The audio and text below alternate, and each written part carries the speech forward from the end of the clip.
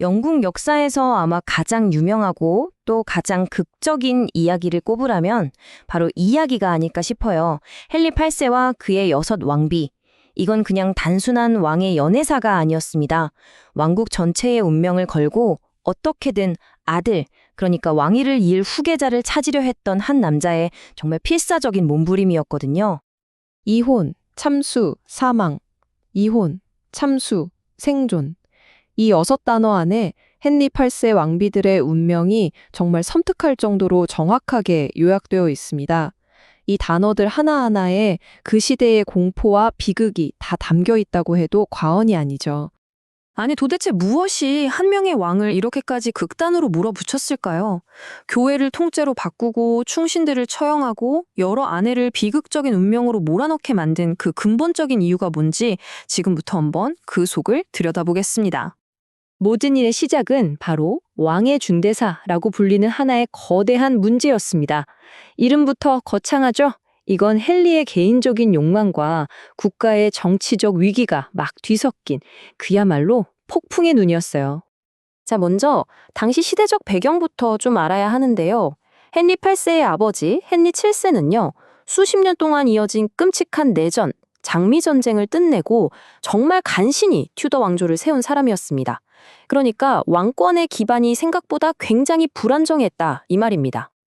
그래서 헨리의 머릿속은 딱 한 가지 생각, 바로 아들에 대한 집착으로 꽉 차 있었던 거예요. 자신의 뒤를 이을 남자 후계자가 없다면 이 나라는 또다시 끔찍한 내전의 소용돌이로 빠져들 거라는 공포에 완전히 사로잡혀 있었던 거죠. 그의 모든 결정은 바로 이 공포에서 시작됩니다. 그의 첫 번째 아내는 스페인의 공주 아라곤의 캐서린이었습니다. 강력한 정치적 동맹이기도 했고 20년 넘게 왕비의 자리를 굳건히 지켰죠. 그런데 헨리가 보기엔 딱 한 가지 정말 치명적인 결점이 있었던 겁니다. 바로 수많은 임신에도 불구하고 아들을 낳지 못하고 딸 메리 공주 하나만을 남겼다는 거였어요. 바로 이때부터 헨리가 성경의 한 구절에 집착하기 시작합니다. 자신이 형의 아내와 결혼했기 때문에 신의 저주를 받아서 아들을 얻지 못하는 거라고 믿어버린 거죠. 물론 엄연히 딸 메리가 있었지만 헨리는 여기서 자식이라는 단어를 자기 마음대로 아들이라고 해석해버립니다. 이 결혼 자체가 신의 뜻에 어긋나는 잘못된 것이라고 완전히 믿기 시작한 거예요. 자, 이제 헨리의 이 개인적인 문제가 어떻게 영국이라는 나라 전체를 뒤흔드는 종교적 정치적 혁명으로 번져나가는지 한번 보시죠. 바로 이때 헨리의 눈에 새로운 여자가 들어옵니다. 왕비의 시녀였던 앤 불린. 근데 이 앤 불린 보통 여자가 아니었어요. 다른 여자들처럼 그냥 왕의 수많은 정부 중 한 명이 되는 걸 딱 거부했습니다. 그녀가 원했던 건 오직 하나, 바로 왕비의 자리였어요. 이 당돌한 야망이 헨리의 결심에 불을 확 지핀 거죠. 여러분, 이 슬라이드에 나오는 과정은요, 당시 사람들로서는 정말 상상도 못할 일이었습니다. 헨리는 교황한테 이혼을 허락해달라고 요청했지만 거절당하죠.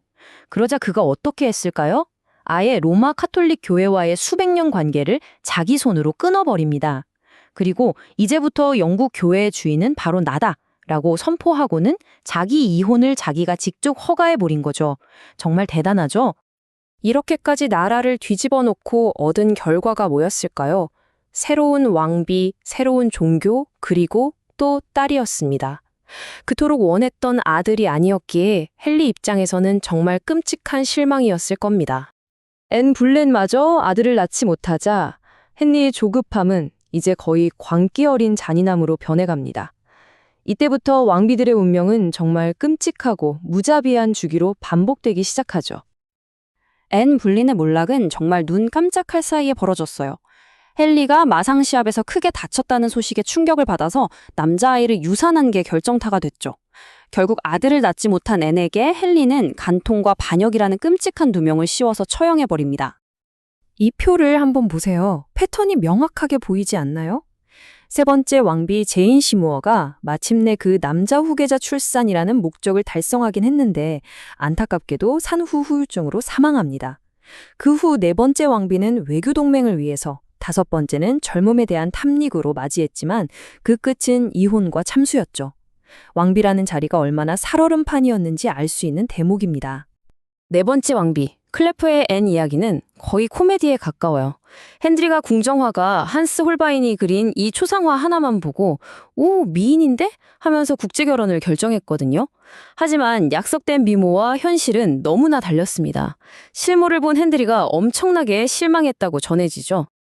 이게 두 사람의 결혼 생활 기간입니다. 단 6개월. 헨리가 얼마나 신속하게 아내를 버렸는지 알 수 있죠. 하지만 이 앤, 굉장히 영리한 여자였습니다. 이혼에 순순히 동의하는 대가로 왕의 사랑하는 누이라는 칭호와 어마어마한 재산을 받아서 영국에서 아주 편안하게 남은 인생을 보냈다고 해요. 어떻게 보면 진정한 승리저죠. 자, 이제 마지막 왕비, 캐서린 파의 일화기입니다. 앞선 5명의 전임자들이 결코 해내지 못했던 것, 바로 폭군 헨리 8세보다 오래 살아남는 데 성공한 유일한 여성이죠. 이 시점에 헨리는 더 이상 예전의 그 위풍당당한 왕이 아니었습니다. 병들고 늙은 의심 많은 폭군이었죠. 6번째 왕비 캐서린 파는 로맨스의 상대라기보다는 간병인이자 이 위험한 궁정에서 살아남는 법을 아는 노련한 전략가에 가까웠습니다. 그녀의 가장 위대한 업적은 단순히 왕을 간호한 것이 아니었어요. 그녀는 헨리와 그가 버렸던 두 딸, 메리와 엘리자베스의 관계를 회복시켰습니다. 그리고 마침내 그들을 다시 왕위 계승 서열에 올려놓도록 설득했죠. 바로 이 결정이 훗날 영국의 역사를 완전히 바꿔놓게 됩니다. 자, 이제 헨리의 평생에 걸친 집착이 낳은 예상치 못한 그리고 아주 아이러니한 결과에 대해 이야기하면서 마무리해볼까 합니다. 헨리가 죽은 후 그토록 원했던 아들 에드워드가 왕위에 오르지만 안타깝게도 몸이 약해서 금방 세상을 떠나고 말아요. 그리고 그 다음 왕위는 누구에게 돌아갔을까요? 정말 아이러니하게도 헨리가 한때 사생활하며 버렸던 두 딸, 메리와 엘리자베스에게 차례로 돌아갑니다. 바로 이것이 역사의 가장 큰 아이러니입니다. 헨리는 아들을 얻기 위해 나라를 뒤흔들고 수많은 피를 흘렸지만 정작 튜더 왕조의 가장 위대한 유산을 남긴 것은 그의 딸들이었습니다. 특히 두 번째 딸이었던 엘리자베스 1세는 영국 역사상 가장 위대한 군주 중 한 명으로 평가받으면서 나라를 황금기로 이끌었죠.